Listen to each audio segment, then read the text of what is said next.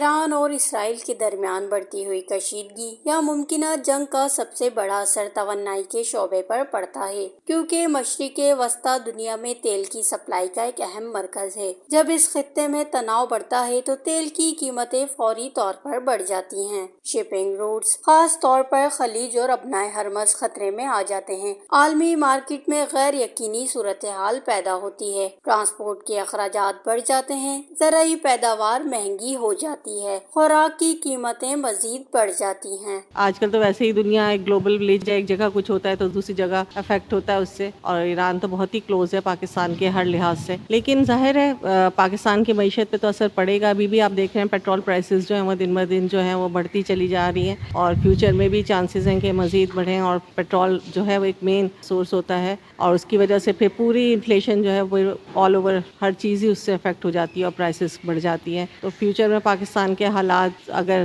یہ جنگ رہی تو ظاہر ہے اس کا نیگیٹو امپیکٹ پڑے گا پاکستان پہ۔ یوں آٹا، چاول، سبزیاں اور دیگر اشیاء ضروریہ کی قیمتوں میں اضافہ تیز ہو جاتا ہے، خاص طور پر پاکستان جیسے درآمدی معیشت والے ممالک میں۔ ایران اسرائیل کشیدگی عالمی تیل تجارت اور سپلائی کو متاثر کرتی ہے، اور اس کا سب سے بڑا بوجھ عام عوام پر پڑتا ہے۔ Wash news.